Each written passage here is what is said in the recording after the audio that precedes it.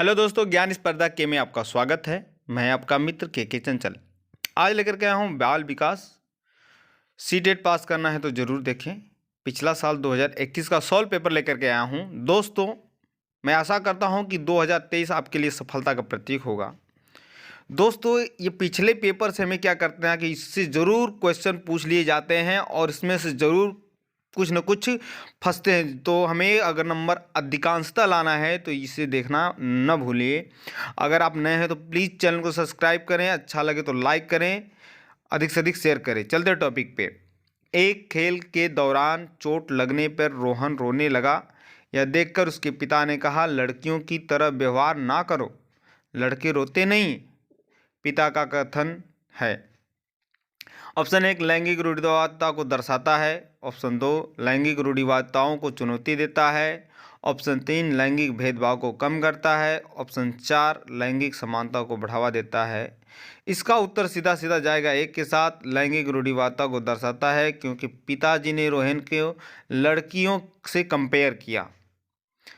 प्रश्न नंबर 2, एक प्रगतिशील कक्षा में क्या होना चाहिए? ऑप्शन 1 अध्यापक को अटल पाठ्यक्रम का पालन करना चाहिए। ऑप्शन 2 विद्यार्थियों में प्रतिस्पर्धा पर बल देनी चाहिए। ऑप्शन 3 ज्ञान की संरचना के लिए प्रचुर मौके प्रदान करने चाहिए। ऑप्शन 4 विद्यार्थियों को उनके अकादमिक अंकों के आधार पर नामांकित करना चाहिए। तो एक प्रगतिशील कक्षा में क्या करना चाहिए? विद्यार्थियों, जो इसका आंसर सीधा सीधा 3 के साथ जाएगा क्योंकि ज्ञान की संरचना के लिए प्रचुर मौके प्रदान करने चाहिए। अगर बच्चे को हम अगर अधिकांशतः अवसर प्रदान करते हैं तो उनके अंदर एक नई जिज्ञासाएं उत्पन्न होती है और वह सीखने के लिए तत्पर रहते हैं और उन्हें अलग अलग प्रकार के ज्ञान को सीखने का मौका मिलता है, जिससे उनके अंदर अलग अलग प्रकार के ज्ञान का संचार होता है। तो इसका आंसर सीधा 3 के साथ जाएगा।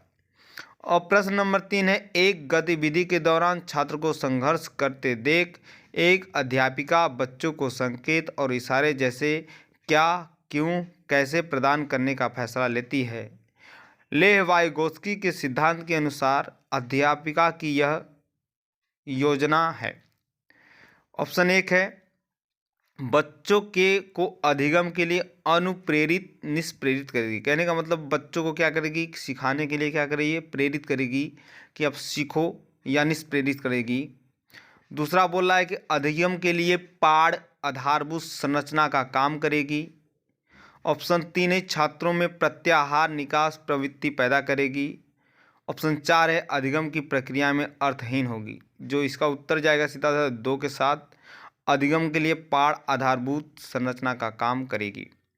प्रश्न नंबर 4, बच्चों के समाजीकरण के संदर्भ में निम्न में से कौन सा कथन सही है? ऑप्शन 1 विद्यालय समाजीकरण का एक द्वितीयक कारक है और परिवार समाजीकरण का एक प्राथमिक कारक है। ऑप्शन 2 विद्यालय समाजीकरण का एक प्राथमिक कारण है और समकक्षी समाजीकरण एक द्वितीयक कारक है। ऑप्शन 3 समकक्षी समाजीकरण के प्राथमिक कारक हैं और परिवार समाजीकरण का एक द्वितीयक कारक है।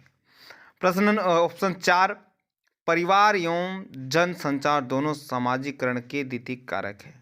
इसका उत्तर सीधा सीधा 1 के साथ जाएगा कि बच्चों में समाजीकरण के संदर्भ में विद्यालय समाजीकरण का एक द्वितीयक कारक है और परिवार समाजीकरण का एक प्राथमिक कारण है, क्योंकि बच्चा पहले परिवार में सीखता है, बाद में जाके उसे विद्यालय में डाला जाता है। प्रश्न नंबर 5 है बहुबुद्धि का सिद्धांत जोर देता है कि ऑप्शन 1 बुद्धि लब्धि केवल वस्तुनिष्ठ परीक्षणों के द्वारा ही मापी जाती है। ऑप्शन 2 एक आयाम में बुद्धिमत्ता अन्य सभी आयामों बुद्धिमत्ता निर्धारित करती है। ऑप्शन 3 बुद्धिमत्ता की विभिन्न दशाएं होती हैं। ऑप्शन 4 बुद्धिमत्ता में कोई व्यक्तिगत विभिन्नताएं नहीं होती है। तो बहुबुद्धि का सिद्धांत जोर देता है कि बुद्धिमत्ता की विभिन्न दिशाएं होती है। कहने का मतलब इसका आंसर 3 के साथ जाएगा। इसमें कहने का मतलब बुद्धिमत्ता, हम अपनी बुद्धि के अकॉर्डिंग अनेक प्रकार के कार्य करते हैं। प्रश्न नंबर 6 है लॉरेंस कोहलबर्ग के सिद्धांत के अनुसार किसी कार्य को इसलिए करना क्योंकि दूसरे इसे स्वीकृति देते हैं। नैतिक विकास, उसमें देखिए स्पेस दिया, चरण को दर्शाता है। ऑप्शन 1 है प्रथापूर्व को, ऑप्शन 2 है प्रथागत, ऑप्शन 3 उत्तर प्रथागत, ऑप्शन 4 अमूर्त संक्रियात्मक। तो इसका उत्तर सीधा सीधा 2 के साथ जाएगा कि लॉरेंस कोहलबर्ग के सिद्धांत के अनुसार किसी कार्य को इसलिए करना क्योंकि दूसरे इसे स्वीकृति इसलिए देते हैं कि नैतिक विकास को प्रथागत चरणों को दर्शाता है। कहने का मतलब किसी कार्य को प्रथागत करना चाहिए। अच्छा लग रहा है तो प्लीज़ इसे लाइक करें। प्रश्न नंबर 7 है, ले वाइगोस्की का सामाजिक सांस्कृतिक परिप्रेक्ष्य अधिगम प्रक्रिया में स्पेस के महत्व पर जोर देता है। ऑप्शन 1 सांस्कृतिक उपकरणों, ऑप्शन 2 गुणारोपण, ऑप्शन 3 अभिप्रेरणा, ऑप्शन 4 संतुलीकरण। तो इसका उत्तर सीधा सीधा 1 के साथ जाएगा, सांस्कृतिक उपकरण है, क्योंकि बच्चा अपने सांस्कृतिक उपकरणों के माध्यम से अपने रहन सहन, अपनी मातृभाषा और अपने बारे में जानता है। इसका इसलिए उत्तर 1 के साथ जाएगा। अगला प्रश्न है, जीन पियाजे अपने संज्ञानात्मक विकास के सिद्धांत में संज्ञानात्मक संरचनाओं को स्पेस के रूप में वर्णित करते हैं। ऑप्शन 1 मनोवैज्ञानिक उपकरणों, ऑप्शन 2 उद्दीपक अनुक्रिया संबंध, ऑप्शन 3 विकास का समीपस्थ क्षेत्र, ऑप्शन 4 स्कीमा मनोबंध। तो जीन पियाजे अपने संज्ञानात्मक विकास के सिद्धांत में संज्ञानात्मक संरचनाओं को स्कीमा के रूप में वर्णित करते हैं। जी हाँ, स्कीमा यानी मनोबंध। स्कीमा के अकॉर्डिंग क्या करता है बच्चा, क्या करता है बच्चा सीखता है। ठीक है, स्कीमा में पियाजे ने बताया कि बच्चे संज्ञान बचपन से ही कुछ न कुछ सीखना स्टार्ट कर देते हैं और जब तक वो मरते नहीं तब तक सीखते रहते हैं। प्रश्न नंबर 9 है, जीन पियाजे के संज्ञानात्मक विकास के सिद्धांत में पूर्व संक्रियात्मक अवस्था में विकास का मुख्य गुण क्या होता है। और ज़बरदस्त टॉपिक है। ऑप्शन 1 अमूर्त सोच का विकास करता है, ऑप्शन 2 सोच विचार में विकेंद्रीकरण करता है, ऑप्शन 3 परिकल्पित निगमनात्मक सोच, या 4 संरक्षण और पदार्थों को क्रमबद्ध करने का क्षमता रखता है। तो इसका उत्तर तो सीधा जाएगा 2 के साथ, बच्चा विचार सोच में केंद्रीकरण करता है। प्रश्न नंबर 10 है, विकास के संदर्भ में निम्न में से कौन सा कथन सही है। ऑप्शन 1 है विकास की दर सभी संस्कृतियों में सभा के लिए समान होती है, ऑप्शन 2 है विकास केवल विद्यालय में होने वाले अधिगम से ही होता है, ऑप्शन 3 विकास केवल बाल्यावस्था के दौरान ही होता है, ऑप्शन 4 विकास बहुआयामी होता है। तो कहने का मतलब इसका उत्तर सीधा सीधा 4 के साथ जाएगा, विकास बहुआयामी होता है, क्योंकि विकास कभी भी हो सकता है और किस प्रकार होगा कोई नहीं जानता। ठीक है, तो विकास क्या हो सकता है बहुआयामी, यानी चारों तरफ से हो सकता है। तो इसका उत्तर सीधा सीधा 4 के साथ जाएगा। अगला देख लेते हैं 11वां, जन्म से किशोरावस्था तक बच्चों में विकास किस क्रम में होता है।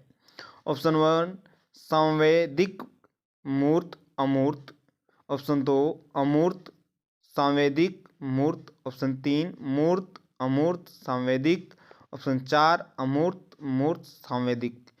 इसका उत्तर सीधा सीधा जाएगा 1 के साथ, संवेदिक मूर्त और अमूर्त। जी हाँ, जन्म से किशोरावस्था तक बच्चों में विकास संवेदिक मूर्त और अमूर्त में होता है। तो इसका उत्तर सीधा सीधा ऑप्शन 1 के साथ जाएगा।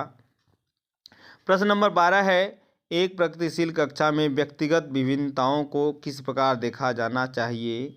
ऑप्शन 1 है अधिगम की प्रक्रिया में बाधा, ऑप्शन 2 है अध्यापक के पक्ष पर असफलता, ऑप्शन 3 है योग्यता आधारित समूह बनाने का मापदंड, ऑप्शन 4 है अध्यापन अधिगम प्रक्रिया की योजना के लिए महत्वपूर्ण। तो एक प्रगतिशील कक्षा में व्यक्तिगत विभिन्नताओं को अध्यापन अधिगम प्रक्रिया की परियोजना के लिए महत्वपूर्ण रूप से देखा जाना चाहिए। तो इसका उत्तर सीधा सीधा 12वां का जाएगा, ऑप्शन 4 के साथ। प्रश्न नंबर 13, एक समावेशी कक्षा में स्पेस पर जोर होना चाहिए। ऑप्शन 1 प्रदर्शन अभिमुखी लक्ष्यों का, ऑप्शन 2 अभिभेदी समरूपी निर्देशों का, ऑप्शन 3 सामाजिक पहचान के आधार पर छात्रों के अलगाव। ऑप्शन 4, हर बच्चे के सामर्थ्य को अधिकतम करने के लिए अवसर प्रदान करने।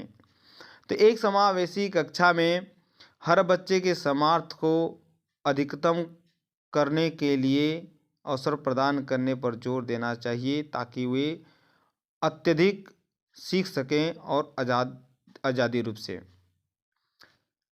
प्रश्न नंबर 14, दिव्यांगजन अधिकांशतः अधिनियम 2016 के अनुसार निम्न में से किस शब्दावली का प्रयोग उपयुक्त है? ऑप्शन 1, मंदित छात्र। ऑप्शन 2, विकलांग छात्र। ऑप्शन 3, छात्र जिसे शारीरिक दिव्यांगता है। ऑप्शन 4, छात्र जिसका अशक्त शरीर है। इसका उत्तर सीधा सीधा 3 के साथ जाएगा, छात्र जिसे शारीरिक दिव्यांगता है, क्योंकि दिव्यांगजन अधिकार अधिनियम 2016 के अनुसार छात्र जिसे शारीरिक दिव्यांगता है शब्दावली का प्रयोग उपयुक्त है। कहने का मतलब वो कोई भी हो, चाहे कान से, आँख से, नाक से, उसके लिए 2016 में नियोजित किया गया। प्रश्न नंबर 15 है, अधिगम कठिनाइयों से जूझते छात्रों की जरूरतों को संबोधित करने के लिए एक अध्यापक को क्या नहीं करना चाहिए? नहीं पे ध्यान देना है बच्चों। ऑप्शन 1 है दृश्य श्रव्य सामग्रियों का इस्तेमाल। ऑप्शन 2 है संरचनात्मक शिक्षा शास्त्रीय उपागमों का इस्तेमाल। ऑप्शन 3 है व्यक्तिगत शैक्षिक योजना बनाना। ऑप्शन 4 है शिक्षा शास्त्र और आकलन की जटिल संरचनाओं का प्रयोग। इसका उत्तर सीधा सीधा 4 के साथ जाएगा कि अधिगम कठिनाइयों में से जूझते छात्रों की ज़रूरत को संबोधित करने के लिए एक अध्यापक को शिक्षा शास्त्र और आकलन की जटिल संरचनाओं का प्रयोग नहीं करना चाहिए, क्योंकि भी बच्चे उनकी उम्र सीखने की है तो उन्हें सरल और उपचारू रूप से सिखाना चाहिए। प्रश्न नंबर 16 है, सृजनात्मकता की पहचान का प्रमुख लक्षण क्या है? ऑप्शन 1 है कम परिज्ञानता या बोधगम्यता। ऑप्शन 2 है अपसारी चिंतन। ऑप्शन 3 है अति सक्रियता। ऑप्शन 4 है असतर्कता। तो इसका उत्तर सीधा जाएगा अपसारी चिंतन के साथ, क्योंकि सृजनात्मकता की पहचान अपसारी चिंतन के द्वारा की जाती है, क्योंकि वो अपसारी चिंतन के अंदर बहुत कुछ सोचने का मिलता है, चिंतन करना, काम करने की अवसर मिलते हैं। प्रश्न 17, विविध पृष्ठभूमियों के अधिगमकर्ताओं को संबोधित करने हेतु एक अध्यापक को ऑप्शन 1 विविधता संबंधी मुद्दों पर बातचीत टालनी चाहिए। ऑप्शन 2 विविध विन्यासों से उदाहरण लेनी चाहिए। ऑप्शन 3 सभी के लिए मानवीकृत आंकलनों का इस्तेमाल करना चाहिए। ऑप्शन 4 ऐसे कथनों का इस्तेमाल करना चाहिए जो नकारात्मक रूढ़िबद्ध धारणाओं को मजबूत करे। इसका उत्तर सीधा सीधा 2 के साथ जाएगा। प्रश्न 18, समस्या समाधान क्षमताओं को किस प्रकार सुसाध्य किया जा सकता है? ऑप्शन 1 लगातार अभ्यास और कार्यान्वयन पर जोर देकर। ऑप्शन 2 समस्याओं को हल हेतु अटल प्रक्रिया के इस्तेमाल को बढ़ावा देकर।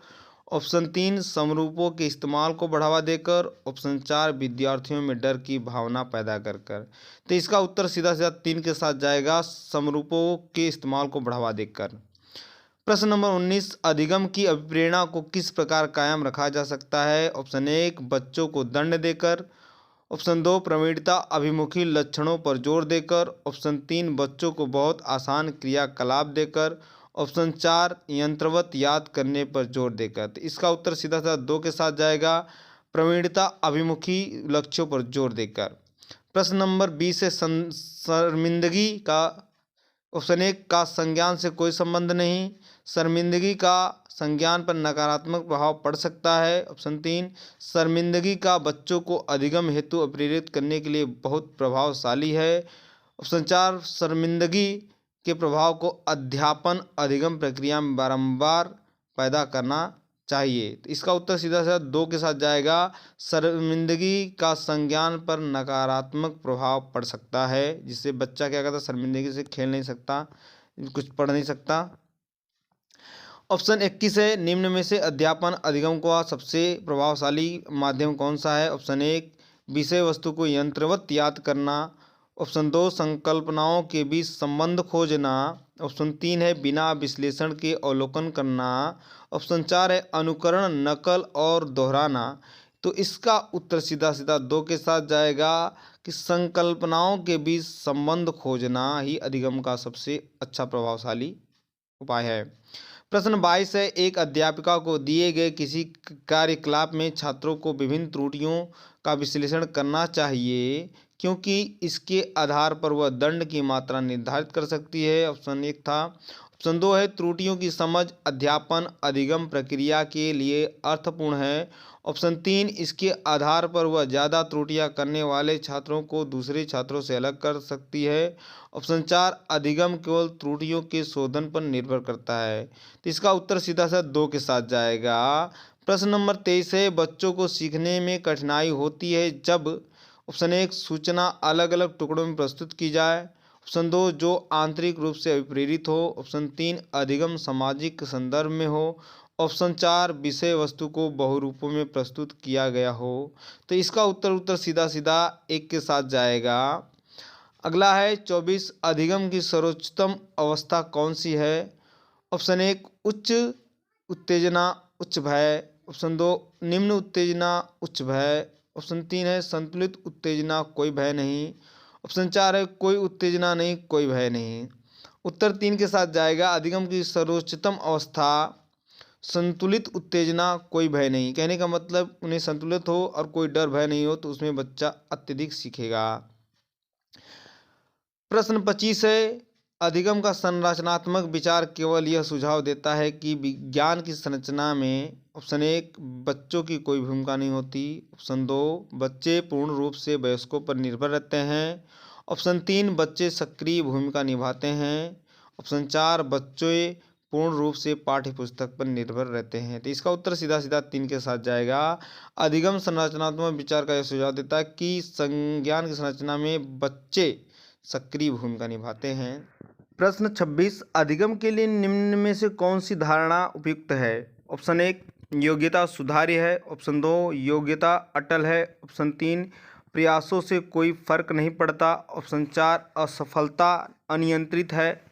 इसका उत्तर सीधा सीधा 1 के साथ जाएगा कि अधिगम के लिए योग्यता सुधार्य है कि धारणा उपयुक्त है।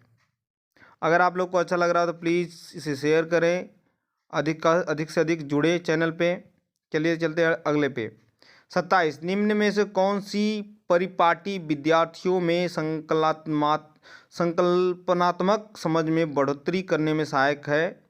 ऑप्शन 1, प्रतिस्पर्धा आधारित प्रतिस्पर्धाएँ। ऑप्शन 2, पाठ्य पुस्तक केंद्रित शिक्षा शास्त्र। ऑप्शन 3, बारंबार परीक्षाएँ। ऑप्शन 4, अन्वेषण और संवाद।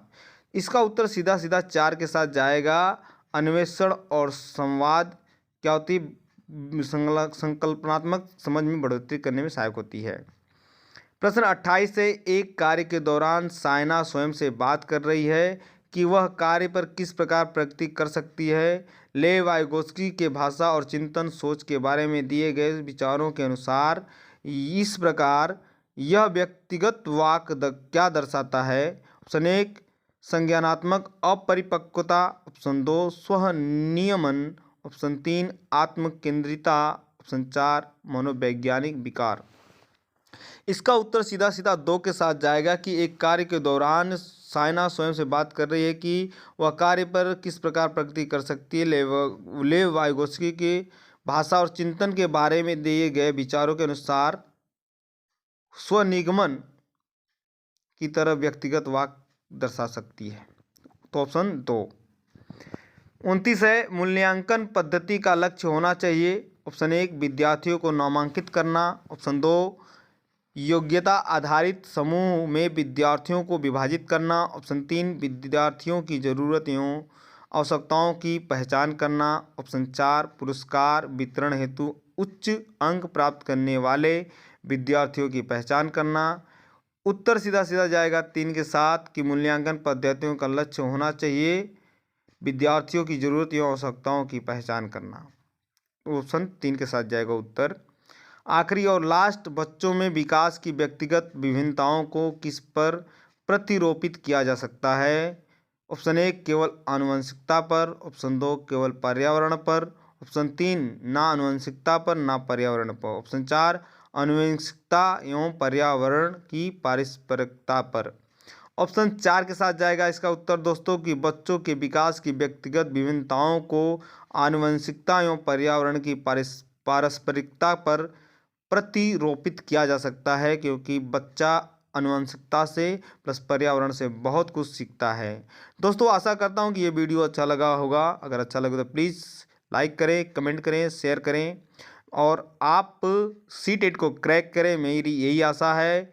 दोस्तों आप अच्छे रहें, सफल रहें, मैं यही कामना करता हूँ। जय हिंद, जय भारत।